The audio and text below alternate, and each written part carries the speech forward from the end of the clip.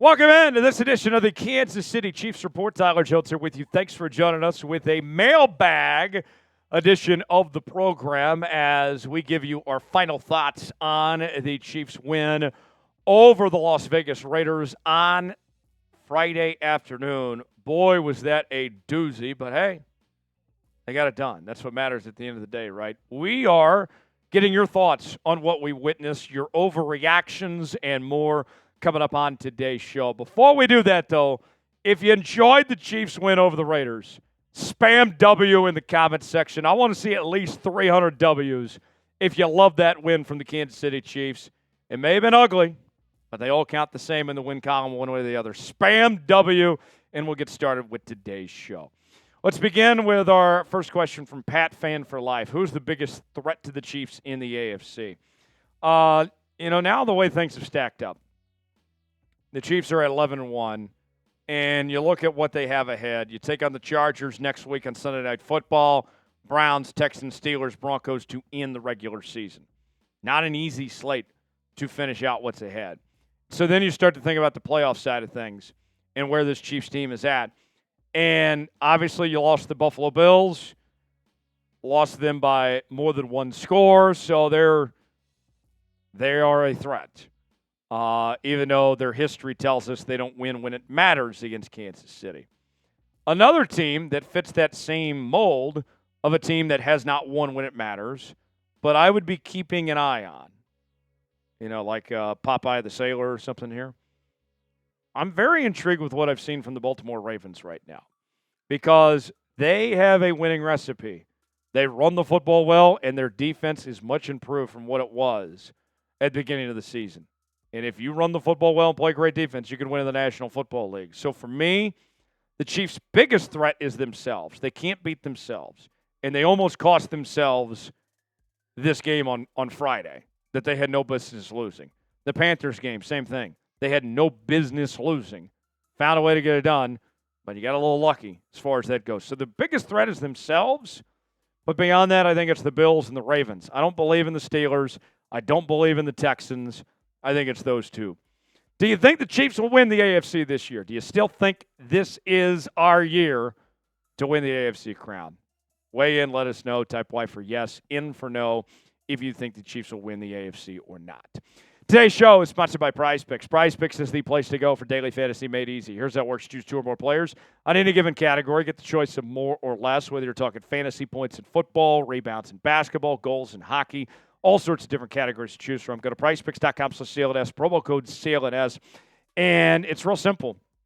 You choose two or more players, and on PrizePicks this week, I didn't have a whole lot of luck, to be honest. I had Mahomes to have more than 247.5 passing yards. Got that. But then Jacoby Myers did me dirty with almost double the amount at 52.5 receiving yards. So maybe you just want to do the opposite of me in the future. And I went less. Obviously, he hit the more. But if I would have had this, $20 could have turned into $60. But instead, I'm out $20. You don't have to be out $20, though. You can get $50 to spend for free when you play $5. You don't have to win to get the money. Go to PrizePicks.com/CLNS, promo code CLNS. The link is in the comments and the description of today's video. Andy the GOAT says, what do you think of Isiah Pacheco's return yesterday, referring to the game on Friday? I was pretty pleased with Pacheco. He ended up with 7 carries and 1 reception. I think he was kind of on a pitch count. I don't think that they wanted to overwork him his first game back from injury. But of the small sample size that we got from Pacheco, he was solid. 7 carries, 44 yards, 6.3 yards a carry with a 34-yard long. Also had a catch for 5 yards. That workload is only going to increase over the coming weeks.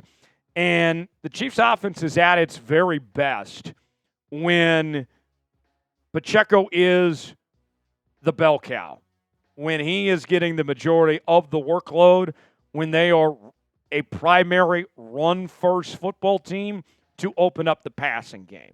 That's when the Chiefs' offense is at their best with Pacheco. So as he continues to get up to speed and get healthier, I think you're going to see more of Isiah Pacheco in the coming weeks ahead and get back to the Chiefs' offense we know and love that we've seen from the last couple of seasons.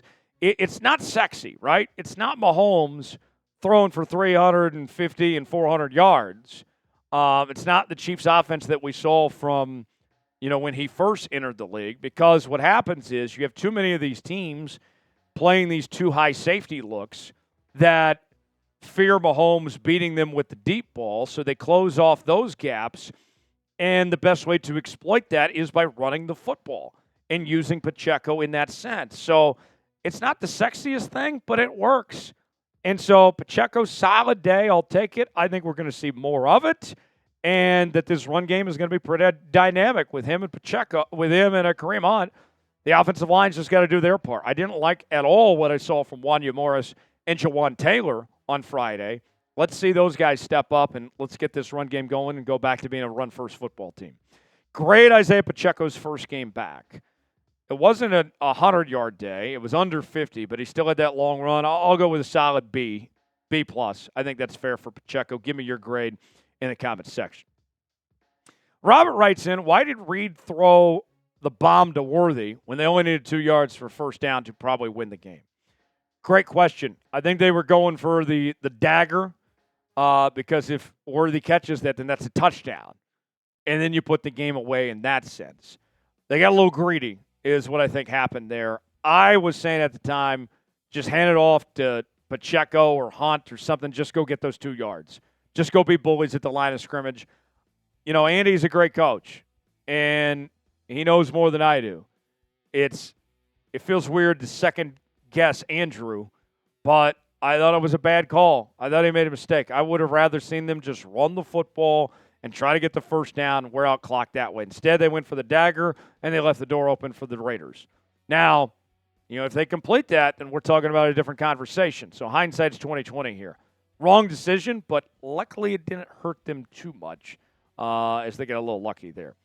Mr. Filmer writes in, yo, I'm a Saints fan. Oh, I'm sorry. Why do y'all get so lucky? The end.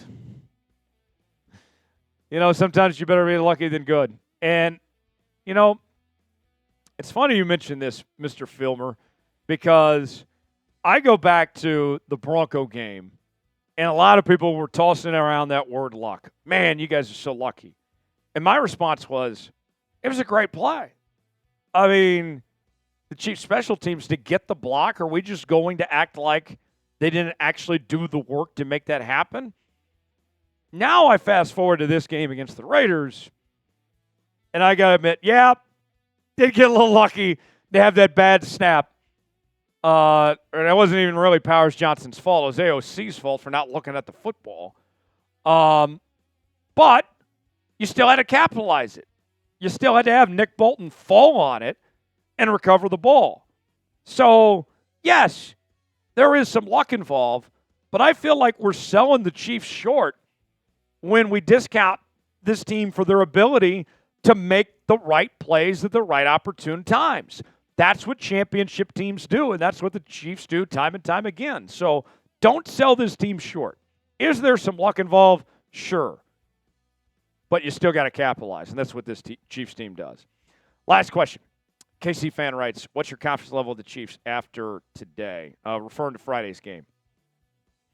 You're 11-1. These teams still can't beat you. I mean, other than Buffalo. And, that's one game. You weren't going to go undefeated. And I feel like you're going to win the game when it matters. I'm still very confident.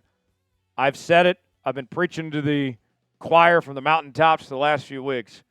This team's winning and winning ugly. There's every reason to think their best football is in front of them. The defense got a Minihue back, and the pass rush is going to improve.